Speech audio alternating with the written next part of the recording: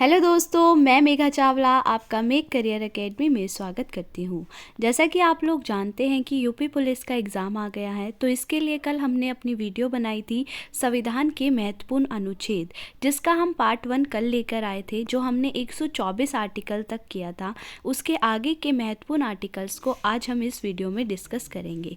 तो ये वीडियो आपके लिए बहुत हेल्पफुल रहने वाली है। अगर आपको वीडियो अच्छी लगे तो प्लीज़ चैनल को सब्सक्राइब कीजिएगा एंड वीडियो को लाइक कमेंट एंड शेयर कीजिएगा। तो हमारा फर्स्ट आर्टिकल है वो आर्टिकल 148, जो हमारा रिलेटेड है भारत का नियंत्रक एवं महालेखा परीक्षक, जिसे हम इंग्लिश में बोलते हैं CAG। ठीक है, और कभी कभी एग्जाम में CAG से ही पूछ लिया जाता है कि CAG कौन से आर्टिकल में है।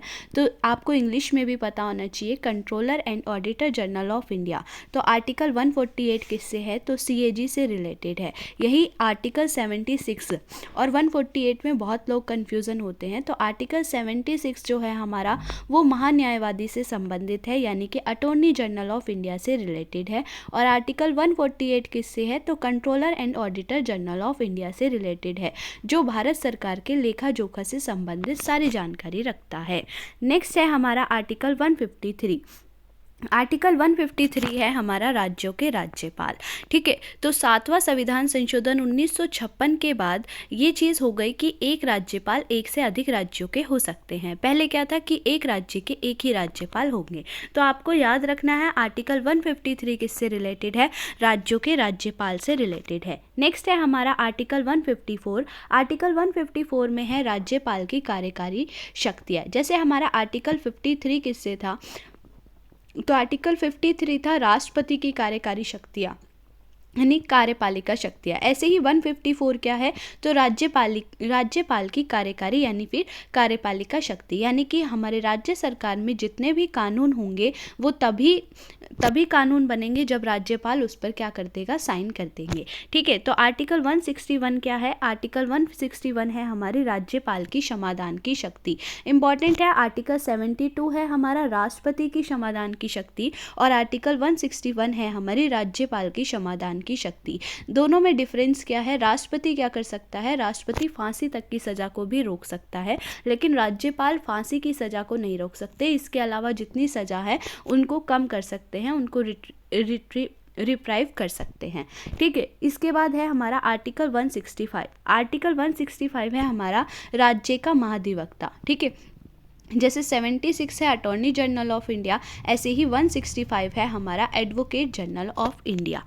नेक्स्ट है हमारा आर्टिकल 213 यानी 213। ठीक है, जैसे हमने कल 123 पढ़ा था, आर्टिकल 123 के साथ ही मैंने आपको 213 बताया था और 124 के साथ 214 बताया था। ठीक है, तो 123 है हमारा राष्ट्रपति के अध्यादेश की शक्ति, ऐसे ही दो पहले आ जाएगा 213। तो 213 है हमारी राज्यपाल के अध्यादेश की शक्ति। ठीक है, जब दोनों में से कोई एक हाउस सदन में नहीं होता है और कोई इमरजेंसी क्रिएट हो जाती है, तो राज्यपाल जो भी कानून लागू करेगा वो अध्यादेश की फॉर्म में करेगा, तो वो होता है हमारा अध्यादेश। इसके बाद है हमारा 214। आर्टिकल 124 है हमारा सुप्रीम कोर्ट, ऐसे ही दो पहले लगा दोगे तो 214 क्या हो जाएगा? हमारा हाई कोर्ट हो जाएगा। एट प्रेजेंट पे हमारे 25 हाई कोर्ट्स हैं। ठीक है, एट प्रेजेंट पे हमारे 25 हाई कोर्ट है और एक सुप्रीम कोर्ट है। सुप्रीम कोर्ट में जो जजेस की संख्या है वो 34 है, 33 नॉर्मल जजेस हो गए और एक हमारे चीफ जस्टिस ऑफ इंडिया हो गए। नेक्स्ट है हमारा 215। एग्जाम में पूछने लगा है अभिलेख न्यायालय कौन से आर्टिकल में है? तो अभिलेख न्यायालय हमारे 215 आर्टिकल में है। अभिलेख न्यायालय से मतलब है कि जो हमारे सुप्रीम कोर्ट में जो भी डिसीजन होंगे वो क्या होंगे? बांधे होंगे, जो हमें नीचे वाले जितने भी हमारे नीचे के कोर्ट होंगे, सबऑर्डिनेट कोर्ट्स होंगे, चाहे वो हाई कोर्ट हो, डिस्ट्रिक्ट कोर्ट हो, सेशन कोर्ट हो, सब क्या कर सकते हैं? सुप्रीम कोर्ट के डिसीजन को मानने होगा, यानी कि सभी को सुप्रीम कोर्ट का जो डिसीजन है वो मानना पड़ेगा। अगर वो ऐसा नहीं करते तो उनको क्या होगा? पनिशमेंट मिलेगी। तो ये है हमारा अभिलेख न्यायालय। नेक्स्ट है 226। 226 है कुछ रिट जारी करने की उच्च न्यायालयों की शक्ति। जैसे आर्टिकल 32 है हमारा सुप्रीम कोर्ट। आर्टिकल 32 में सुप्रीम कोर्ट में हम क्या कर सकते हैं? रिट जारी कर सकते हैं। ऐसे ही अगर हमें रिट्स को हाई कोर्ट में जारी करना है तो हम आर्टिकल 226 के तहत जारी कर सकते हैं। इसके बाद है हमारा 243A।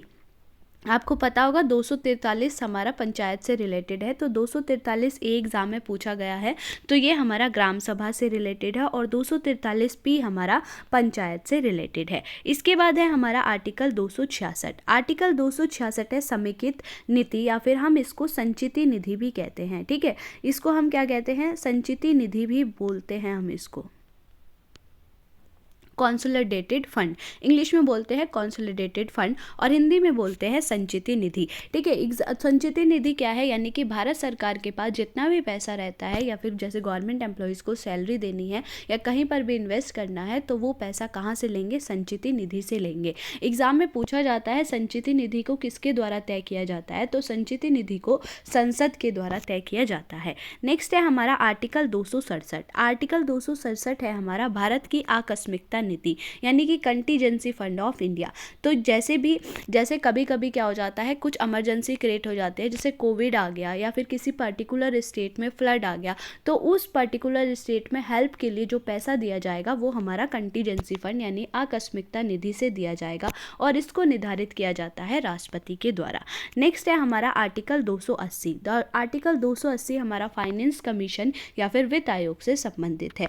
फिर है इसका आर्टिकल 300 ए। 300 ए जो है हमारा, वो हमारा संपत्ति का अधिकार है। आपको बता दें, संपत्ति का अधिकार जो है हमारा पहले एक मौलिक अधिकार हुआ करता था, जिसे हमने 44वें संविधान संशोधन 1978 के तहत मौलिक अधिकार से हटाकर एक कानूनी अधिकार बना दिया है, जो फिलहाल हमारे भाग 12 में और आर्टिकल 300 ए में है। ठीक है, तो याद रखिएगा संपत्ति का अधिकार कौन से आर्टिकल में है, तो 300 ए में। अगर आपसे भाग पूछे तो भाग 12 में स्थित है। नेक्स्ट है हमारा आर्टिकल 324। तो आर्टिकल 324 सिंपल याद रखना, चुनाव आयोग से संबंधित है। और भाग 15, ठीक है, भाग 15 पूछा जाता है कि निर्वाचन से संबंधित भाग कौन सा है, तो भाग 15 है। नेक्स्ट है हमारा आर्टिकल 343। आर्टिकल 343 में है हमारी ऑफिशियल लैंग्वेजेस, यानी संघ की आधिकारिक लैंग्वेजेस। तो हमारे संविधान में कितनी भाषाएं हैं, 22 भाषाएं हैं हमारे संविधान में। ठीक है, नेक्स्ट है हमारा 352। 352 है हमारा आपातकाल की उद्घोषणा, यानी कि हमारा राष्ट्रीय आपातकाल। 352 हमारा राष्ट्रीय आपातकाल हो गया। 356 हमारा राज्य आपातकाल, जिसे हम राष्ट्रपति शासन बोलते हैं। ऐसे ही 360 क्या हो गया, 360 हमारा हो गया वित्तीय आपातकाल। वित्तीय आपातकाल हमारा आज तक भी नहीं लगा है। ठीक है, तो याद रखिएगा 360 किससे रिलेटेड है, वित्तीय आपातकाल से। और हमारा सबसे इम्पॉर्टेंट आर्टिकल है 368। 368 है हमारा संविधान में संशोधन करने की संसद की शक्तियाँ, यानी आप याद रख लो संविधान संशोधन से रिलेटेड आर्टिकल कौन सा है, तो आर्टिकल 368 है। तो ये थी हमारी आज की वीडियो। आई होप ये वीडियो आपके लिए अच्छी रहेगी।